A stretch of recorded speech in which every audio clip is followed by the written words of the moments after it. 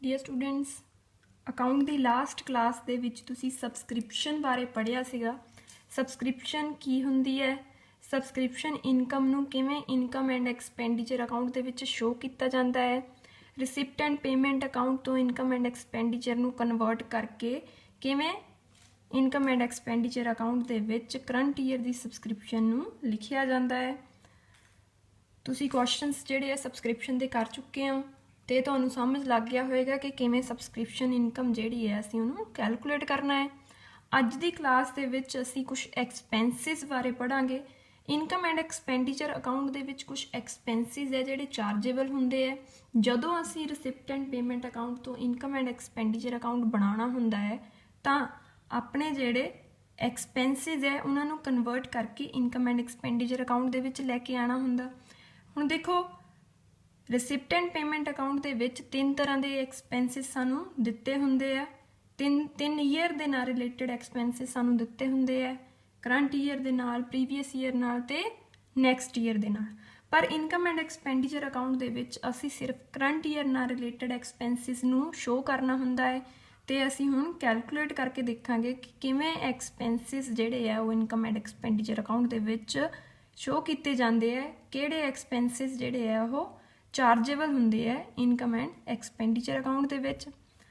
ਹੁਣ ਦੇਖੋ, ਐਕਸਪੈਂਸਿਸ ਜਿਹੜੇ ਆ ਸਾਡੇ ਕੋਲ ਦੋ ਤਰ੍ਹਾਂ ਦੇ ਹੁੰਦੇ ਆ। ਜਿਵੇਂ ਸਬਸਕ੍ਰਿਪਸ਼ਨ ਸਾਡੇ ਕੋਲ ਦੋ ਤਰ੍ਹਾਂ ਦੀ ਹੁੰਦੀ ਸੀ, ਆਊਟਸਟੈਂਡਿੰਗ ਤੇ ਰਿਸੀਵਡ ਇਨ ਐਡਵਾਂਸ। ਇੱਦਾਂ ਹੀ ਐਕਸਪੈਂਸਿਸ ਵੀ ਜਿਹੜੇ ਆ ਸਾਡੇ ਕੋਲ ਦੋ ਤਰ੍ਹਾਂ ਦੇ ਆ, outstanding expenses and prepaid expenses. Outstanding expenses ਦੋ ਤਰੀਕੇ ਦੇ ਹੁੰਦੇ ਆ, ਬਿਗਨਿੰਗ ਆਫ ਦੀ ਈਅਰ ਤੇ ਐਂਡ ਆਫ ਦੀ ਈਅਰ। ਤੇ ਪ੍ਰੀਪੇਡ ਐਕਸਪੈਂਸਿਸ ਵੀ ਦੋ ਤਰ੍ਹਾਂ ਦੇ ਹੁੰਦੇ ਆ, beginning of the year and end of the year. Beginning of the year ਜਿਹੜਾ ਹੈ ਆਊਟਸਟੈਂਡਿੰਗ, ਉਹ ਅਸੀਂ ਲੈਸ ਕਰਾਂਗੇ ਤੇ end of the year add ਕਰਾਂਗੇ, ਜਿਵੇਂ ਸਬਸਕ੍ਰਿਪਸ਼ਨ ਦੇ ਵਿੱਚ ਕਰਦੇ ਸੀ। ਇੱਦਾਂ ਹੀ ਪ੍ਰੀਪੇਡ ਐਕਸਪੈਂਸਿਸ ਵਿੱਚ ਵੀ beginning of the year add ਕਰਾਂਗੇ ਤੇ end of the year less ਕਰਾਂਗੇ। ਦੇਖੋ, ਇਹ ਜੋ ਸਾਡੇ ਕੋਲ ਸ਼ੋ ਹੋ ਰਿਹਾ ਹੈ ਇਹ ਸਾਡੀ ਇਨਕਮ ਐਂਡ ਐਕਸਪੈਂਡੀਚਰ ਅਕਾਊਂਟ ਦੀ ਡੈਬਿਟ ਸਾਈਡ ਹੈ, ਕਿਉਂਕਿ ਜਿਹੜੇ ਇਨਕਮ ਐਂਡ ਐਕਸਪੈਂਡੀਚਰ ਅਕਾਊਂਟ ਹੈ ਉਹਦੇ ਵਿੱਚ ਜਿਹੜੇ ਐਕਸਪੈਂਸਿਸ ਹੈ ਉਹਨਾਂ ਨੂੰ ਡੈਬਿਟ ਸਾਈਡ ਦੇ ਉੱਤੇ ਸ਼ੋ ਕੀਤਾ ਜਾਂਦਾ ਹੈ। ਸਭ ਤੋਂ ਪਹਿਲਾਂ ਅਸੀਂ actual payment as per receipt and payment account ਲਿਖਾਂਗੇ। ਦੇਖੋ, ਰਿਸਿਪਟ ਐਂਡ ਪੇਮੈਂਟ ਅਕਾਊਂਟ ਦੀ ਪੇਮੈਂਟ ਸਾਈਡ ਦੇ ਉੱਤੇ ਜਿਹੜੀ ਹੈ ਉਹ ਪੇਮੈਂਟਸ ਲਿਖੀਆਂ ਜਾਂਦੀਆਂ ਹੈ ਤੇ ਉਹੀ ਪੇਮੈਂਟਸ ਜਿਹੜੀਆਂ ਹੈ ਉਹ ਐਕਸਪੈਂਸਿਸ ਦੇ ਵਿੱਚ ਕਨਵਰਟ ਹੁੰਦੀਆਂ ਹੈ ਇਨਕਮ ਐਂਡ ਐਕਸਪੈਂਡੀਚਰ ਅਕਾਊਂਟ ਦੇ ਵਿੱਚ। ਇਸ ਲਈ ਅਸੀਂ ਪਹਿਲਾਂ ਰਿਸਿਪਟ ਐਂਡ ਪੇਮੈਂਟ ਅਕਾਊਂਟ ਦੇ ਵਿੱਚ ਜਿਹੜੀ ਪੇਮੈਂਟ ਲਿਖੀ ਹੋਈ ਹੁੰਦੀ ਹੈ ਐਕਚੁਅਲ, ਉਹਨੂੰ ਲਿਖਾਂਗੇ, ਐਡ ਕਰਾਂਗੇ ਉਹਦੇ ਵਿੱਚ ਉਸੇ ਐਕਸਪੈਂਸਿਸ ਦੇ ਨਾਲ related outstanding expenses at the end of the year. Current year ਦੇ ਐਂਡ ਆਫ ਦੀ ਈਅਰ ਜਿਹੜੇ ਆ ਉਹਨਾਂ ਨੂੰ ਐਡ ਕਰਾਂਗੇ। Add prepaid expenses at the beginning of the year. Beginning of the year ਦੀ ਜਿਹੜੀ ਪ੍ਰੀਪੇਡ ਐਕਸਪੈਂਸਿਸ ਹੈ ਉਹਨਾਂ ਨੂੰ ਐਡ ਕਰ ਲਾਂਗੇ। ਇਹਨਾਂ ਨੂੰ ਐਡ ਕਰਨ ਤੋਂ ਬਾਅਦ ਦੋ ਚੀਜ਼ਾਂ ਸਾਡੇ ਕੋਲ ਲੈਸ ਹੋਣਗੀਆਂ, prepaid expenses at the end of the year, expenses outstanding in the beginning of the year. ਜਦੋਂ ਇਹਨਾਂ ਨੂੰ ਐਡ ਕਰਾਂਗੇ ਤੇ ਇਹਦੇ ਵਿੱਚੋਂ ਇਹ ਦੋਨੋਂ ਅਮਾਊਂਟ ਨੂੰ ਲੈਸ ਕਰਾਂਗੇ ਤਾਂ ਸਾਡੇ ਕੋਲ ਜਿਹੜੀ ਅਮਾਊਂਟ ਬਚੇਗੀ ਉਹ ਆਏਗੀ ਸਾਡੀ adjusted expenses to be recorded in income and expenditure account. ਇਹ ਵਾਲੀ ਜਿਹੜੀ ਅਮਾਊਂਟ ਆਏਗੀ ਉਹ ਅਸੀਂ ਆਪਣੇ ਇਨਕਮ ਐਂਡ ਐਕਸਪੈਂਡੀਚਰ ਅਕਾਊਂਟ ਦੇ ਐਕਸਪੈਂਡੀਚਰ ਸਾਈਡ ਯਾਨੀ ਕਿ ਡੈਬਿਟ ਸਾਈਡ ਜਿਹੜੀ ਹੈ ਸ਼ੋ ਕਰਾਂਗੇ ਤੇ ਲਿਖਾਂਗੇ, ਕਿਉਂਕਿ ਇਹ ਜੋ ਅਮਾਊਂਟ ਸਾਡੇ ਕੋਲ ਆਏਗੀ ਇਹ ਆਏਗੀ ਕਰੰਟ ਈਅਰ ਨਾਲ ਰਿਲੇਟਡ। ਹੁਣ ਅਸੀਂ ਇੱਕ ਐਗਜ਼ਾਮਪਲ ਕਰਦੇ ਹਾਂ ਜਿਹਦੇ ਤੋਂ ਤੁਹਾਨੂੰ ਸਮਝ ਲੱਗ ਜਾਏਗਾ ਕਿ ਕਿਵੇਂ ਅਸੀਂ ਇਨਕਮ ਐਂਡ ਐਕਸਪੈਂਡੀਚਰ ਅਕਾਊਂਟ ਦੇ ਵਿੱਚ ਐਕਸਪੈਂਸਿਸ ਜਿਹੜਾ ਚਾਰਜੇਬਲ ਹੁੰਦਾ ਹੈ ਉਹਦੀ ਕੈਲਕੂਲੇਸ਼ਨ ਕਰਨੀ ਹੈ। ਰੀਡ ਕਰਦੇ ਹਾਂ ਪਹਿਲਾਂ ਐਗਜ਼ਾਮਪਲ ਨੂੰ।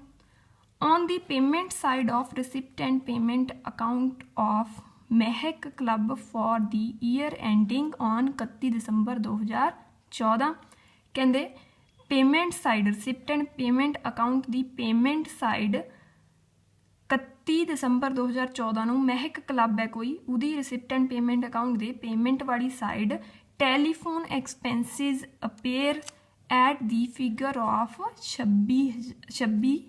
2650।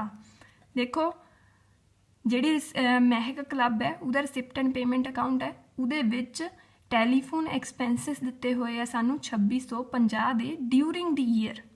ਹੁਣ ਦੇਖੋ, ਸਾਡੇ ਕੋਲ 31 ਦਸੰਬਰ ਜਿਹੜਾ ਹੈ ਉਹ ਐਂਡ ਆਫ ਦੀ ਈਅਰ ਹੈ ਤੇ ਡਿਊਰਿੰਗ ਦੀ ਈਅਰ ਜਿਹੜਾ ਹੈ ਸਾਡੇ ਕੋਲ 2650 ਰੁਪਏ ਜਿਹੜੇ ਆ ਉਹ ਰਿਸੀਵ ਹੋਏ ਹੈ।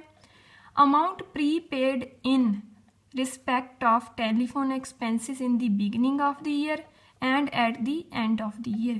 ਜਿਹੜੀ ਅਮਾਊਂਟ ਪ੍ਰੀਪੇਡ ਹੈ ਪਹਿਲਾਂ ਹੀ ਰਿਸੀਵ ਹੋ ਚੁੱਕੀ ਹੈ ਉਹ ਹੈ ਬਿਗਨਿੰਗ ਆਫ ਈਅਰ ਦੀ 750, ਐਂਡ ਆਫ ਈਅਰ ਦੀ 420।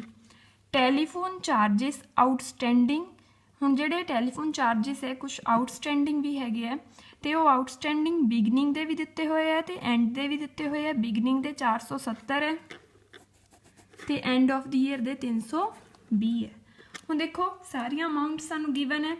ਹੁਣ ਅਸੀਂ 31 ਦਸੰਬਰ 2014 ਦੇ ਲਈ ਜਿਹੜਾ ਹੈ ਐਕਸਪੈਂਸਿਸ ਕੱਢਣੇ ਆ ਕਿਉਂਕਿ ਕਰੰਟ ਈਅਰ ਸਾਡੇ ਕੋਲ ਕਿਆ ਹੈ 2014।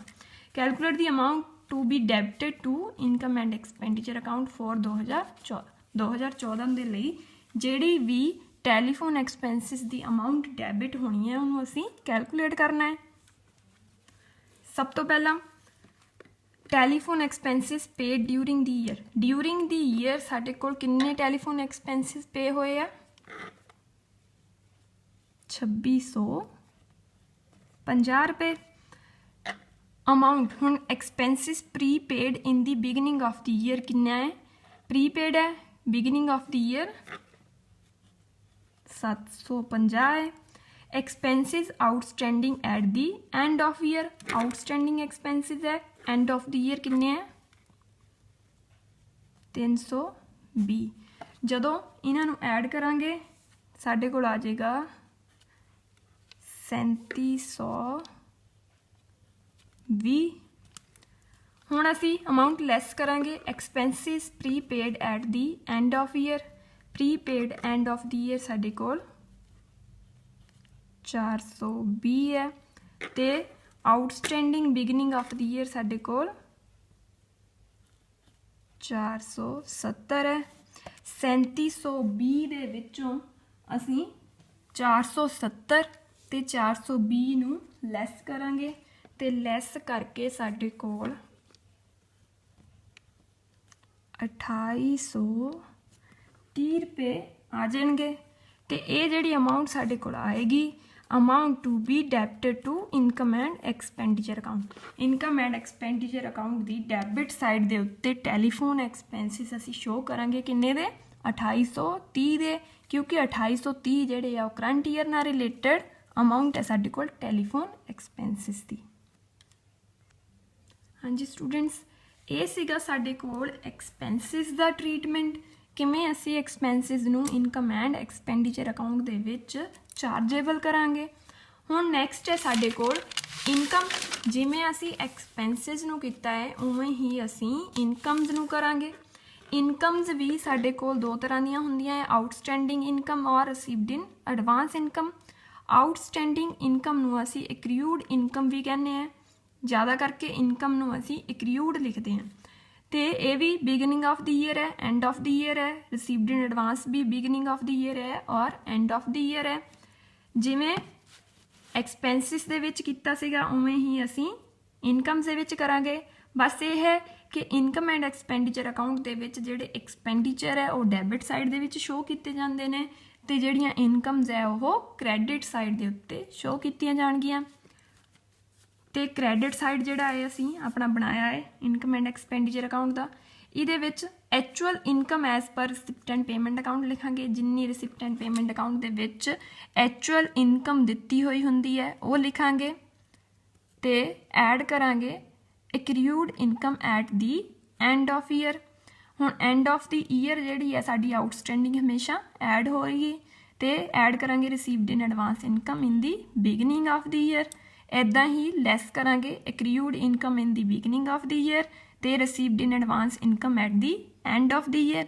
ਤੇ ਜੋ ਸਾਡੇ ਕੋਲ ਬਚ ਕੇ ਆਨਸਰ ਆਏਗਾ ਉਹ ਹੋਏਗੀ ਸਾਡੀ income adjusted income shown in income and expenditure account. ਉਹ ਇਨਕਮ ਜਿਹੜੀ ਅਸੀਂ ਇਨਕਮ ਐਂਡ ਐਕਸਪੈਂਡੀਚਰ ਅਕਾਊਂਟ ਦੀ ਕ੍ਰੈਡਿਟ ਸਾਈਡ ਦੇ ਉੱਤੇ ਸ਼ੋਅ ਕਰਨੀ ਹੈ।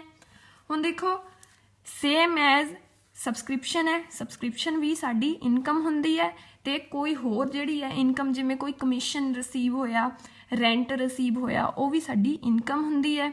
ਜੇ ਆਪਾਂ ਇਹਨਾਂ ਨੂੰ ट्रीटमेंट करना है, जिद्दां सबसक्रिप्शन का किया है उदा ही इनकम्स का करना है। हुण इहदे नाल दा जिहड़ा क्वेश्चन है वो मैं तुहानूं करके नहीं दसांगी, तुसीं अपने आप सॉल्व करोगे। मैं तुहानूं एक क्वेश्चन दे दांगी कि इनकम नाल रिलेटेड क्वेश्चन है ये, तुसीं उहनूं अपने आप सॉल्व करोगे क्योंकि तुसीं सबसक्रिप्शन इनकम पहला ही कैलकुलेट कर चुके हो, इसलिए तुसीं वो क्वेश्चन जिहड़ा है इनकम नाल रिलेटेड वो अपने आप सॉल्व करोगे। मैं तुहानूं कोई एग्जाम्पल जिहड़ी है वो सॉल्व करके नहीं दिखावांगी। स्टूडेंट्स ये सीगा इनकम बारे तुहानूं कि इनकम किवें कैलकुलेट करनी है। हुण नैक्सट साडे कोल अगला टॉपिक है calculation of consumption of material. कितना मटीरियल किसी नॉन प्रॉफिट ऑर्गेनाइजेशन दे विच यूज़ हुंदा है वो भी असीं इनकम एंड एक्सपेंडिचर अकाउंट दे विच शो करना हुंदा है, तो रिसिप्ट एंड पेमेंट अकाउंट तो इनकम एंड एक्सपेंडिचर अकाउंट विच लैके आउण लई उहनूं कुछ ट्रीटमेंट किया जाता है। देखो मटीरियल जिहड़ा कंज्यूम्ड है साडे कोल उहदे विच साडे कोल तीन चीज़ां होणगीਆਂ, स्टॉक ऑफ मटीरियल होएगा, क्रेडिटर्स होणगे मटीरियल दे, सप्लायर्स ते रिसीव्ड इन एडवांस होएगा। स्टॉक दो तरह का होएगा, ओपनिंग स्टॉक ते क्लोजिंग स्टॉक। क्रेडिटर दो तरह के होणगे, बिगनिंग क्रेडिटर्स ते एंड दे क्रेडिटर्स। ते रिसीव्ड इन एडवांस भी दो तरह की होएगी, बिगनिंग ते एंड दी। सब तो पहला सानू अमाउंट ड्यूरिंग दी ईयर दित्ती होएगी कि ड्यूरिंग दी ईयर साडे कोल कितनी अमाउंट जिहड़ी है वो किसी मटीरियल दी हैगी है, वो असीं पावांगे। ਉਹਦੇ ਵਿੱਚ ਐਡ ਕਰਾਂਗੇ ਸਾਡੇ ਕੋਲ ਕਿੰਨਾ ਓਪਨਿੰਗ ਸਟਾਕ ਹੈ, ਜੋ ਸਾਡੇ ਕੋਲ ਸਾਲ ਦੇ ਸ਼ੁਰੂ ਦੇ ਵਿੱਚ ਸਟਾਕ ਪਿਆ ਹੁੰਦਾ ਹੈ ਉਹ ਸਟਾਕ ਐਡ ਕਰਾਂਗੇ। ਕ੍ਰੈਡੀਟਰਸ ਐਟ ਦੀ ਐਂਡ ਦੇ ਕ੍ਰੈਡੀਟਰਸ ਨੂੰ ਐਡ ਕਰਾਂਗੇ ਕਿਉਂਕਿ ਐਂਡ ਦੇ ਕ੍ਰੈਡੀਟਰਸ ਜਿਹੜੇ ਆ ਉਹ ਕਰੰਟ ਈਅਰ ਨਾਲ ਰਿਲੇਟ ਕਰਦੇ ਆ। ਐਡ ਕਰਾਂਗੇ received in advance beginning of the year, ਉਹ ਵੀ ਕਰੰਟ ਈਅਰ ਨਾਲ ਰਿਲੇਟ ਕਰਦੀ ਹੈ। ਤਿੰਨਾਂ ਨੂੰ ਐਡ ਅਪ ਕਰਾਂਗੇ ਡਿਊਰਿੰਗ ਦੀ ਈਅਰ ਦੇ ਵਿੱਚ ਤੇ ਲੈਸ ਕਰਾਂਗੇ ਇਹਦੇ ਵਿੱਚੋਂ ਕ੍ਰੈਡੀਟਰਸ ਇਨ the beginning of year. Beginning of year ਦੇ ਜਿਹੜੇ ਕ੍ਰੈਡੀਟਰਸ ਹੈ ਉਹ ਪ੍ਰੀਵੀਅਸ ਈਅਰ ਨਾਲ ਰਿਲੇਟ ਕਰਦੇ ਆ, ਇਸ ਲਈ ਉਹ ਜਿਹੜਾ ਹੈ ਅਸੀਂ ਇਹਦੇ ਵਿੱਚੋਂ ਅਮਾਊਂਟ ਵਿੱਚੋਂ ਲੈਸ ਕਰਾਂਗੇ। Received in advance at the end of the year, ਇਹ ਵੀ ਅਸੀਂ ਲੈਸ ਕਰਾਂਗੇ ਕਿਉਂਕਿ ਇਹ ਨੈਕਸਟ ਈਅਰ ਨਾਲ ਰਿਲੇਟ ਕਰਦੀ ਹੈ। ਕਲੋਜ਼ਿੰਗ ਸਟਾਕ ਸਾਲ ਦੇ ਐਂਡ ਦਾ ਸਟਾਕ ਹੁੰਦਾ ਹੈ ਤੇ ਉਹਨੂੰ ਵੀ ਅਸੀਂ ਲੈਸ ਕਰਾਂਗੇ ਤੇ ਇਹ ਲੈਸ ਕਰਨ ਤੋਂ ਬਾਅਦ ਜੋ ਸਾਡੇ ਕੋਲ ਬਚੇਗਾ ਉਹ आएगी साडी amount of material consume during the year. साल दे दौरान जिन्ना भी मटीरियल किसी नॉन प्रॉफिट ऑर्गेनाइजेशन ने, क्लब ने, सोसाइटी ने कंज्यूम्ड किया है वो मटीरियल आएगा साडे कोल। एक एग्जाम्पल करते हैं,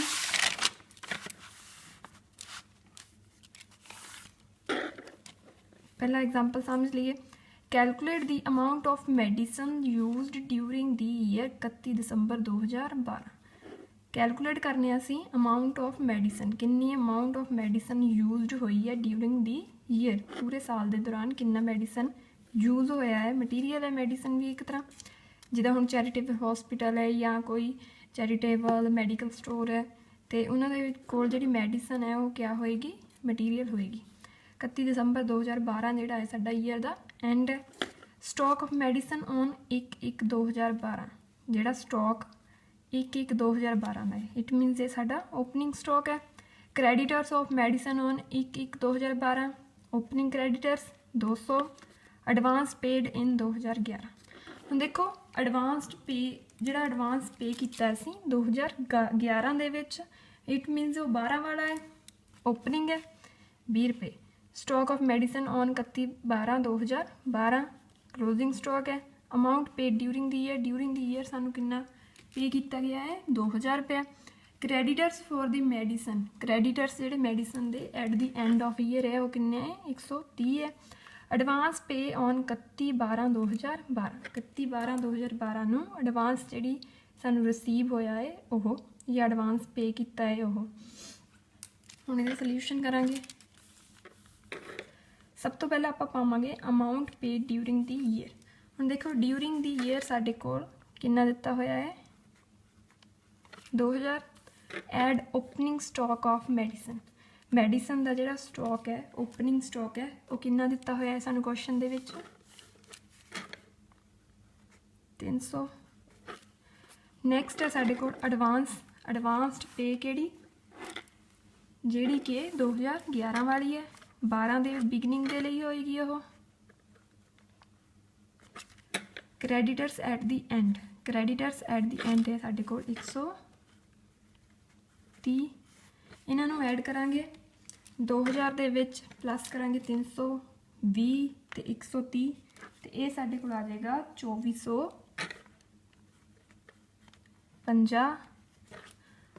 ਹੁਣ ਦੇਖੋ ਲੈਸ करना है ਅਸੀਂ ਕ੍ਰੈਡੀਟਰਸ ਇਨ ਦੀ ਬਿਗਨਿੰਗ ਆਫ ਈਅਰ। ਕ੍ਰੈਡੀਟਰਸ ਜਿਹੜੇ ਆ ਬਿਗਨਿੰਗ ਆਫ ਦੀ ਈਅਰ ਦੇ ਕਿੰਨੇ ਆ ਸਾਡੇ ਕੋਲ 200। ਅੱਗੇ ਸਾਡੇ ਕੋਲ advance pay at the end of the year 30 ਤੇ ਕਲੋਜ਼ਿੰਗ ਸਟਾਕ ਸਾਡੇ ਕੋਲ ਕਿੰਨਾ ਹੈ 50।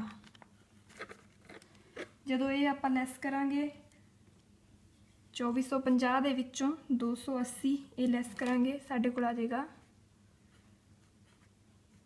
2170 ਰੁਪਏ ਤੇ 2170 ਰੁਪਏ ਹੈ ਸਾਡੀ amount of medicine used during the year. ਇਹ ਜਿਹੜਾ ਹੈ ਸਟਾਕ ਕੰਜ਼ਿਊਮਡ ਦਾ ਹੈ, ਜਿਵੇਂ ਇਸ ਕੁਐਸਚਨ ਦੇ ਵਿੱਚ ਮੈਡੀਸਨ ਦਿੱਤੀ ਹੈ ਇੱਦਾਂ ਹੀ ਸਟਾਕ ਆਫ ਸਟੇਸ਼ਨਰੀ ਹੋ ਸਕਦਾ ਹੈ। ਕਿਸੇ ਵੀ ਤਰ੍ਹਾਂ ਦਾ ਜਿਹੜਾ ਮਟੀਰੀਅਲ ਹੈ ਉਹ ਕਿੰਨਾ ਜਿਹੜਾ ਹੈ ਨੋਨ ਪ੍ਰੋਫਿਟ ਆਰਗੇਨਾਈਜੇਸ਼ਨ ਦੇ ਵਿੱਚ ਕੰਜ਼ਿਊਮ ਹੋਇਆ ਹੈ ਉਹਦੇ ਬਾਰੇ ਜਦੋਂ ਅਸੀਂ ਅਮਾਊਂਟ ਕੈਲਕੂਲੇਟ ਕਰਨੀ ਹੁੰਦੀ ਹੈ ਉਹ ਅਮਾਊਂਟ ਅਸੀਂ ਇਨਕਮ ਐਂਡ ਐਕਸਪੈਂਡੀਚਰ ਅਕਾਊਂਟ 'ਚ ਸ਼ੋ ਕਰਨੀ ਹੁੰਦੀ ਹੈ ਤਾਂ ਅਸੀਂ ਇਸ ਤਰ੍ਹਾਂ ਦਾ ਟਰੀਟਮੈਂਟ ਕਰਦੇ ਹਾਂ। ਹੁਣ ਮੈਂ ਤੁਹਾਨੂੰ ਇਹ ਜਿਹੜੇ ਤਿੰਨੋਂ ਹੀ ਕੁਐਸਚਨਸ ਜਿਹੜੇ ਆ ਤਿੰਨੋਂ ਟੌਪਿਕ ਜਿਹੜੇ ਕਰਵਾਏ ਆ ਇਹਦੇ ਨਾਲ ਦੇ ਕੁਐਸਚਨਸ ਜਿਹੜੇ ਆ ਤੁਹਾਨੂੰ ਭੇਜਾਂਗੀ ਤੇ ਉਹ ਤੁਸੀਂ ਸੋਲਵ ਕਰਨੇ ਆ। Thank you students.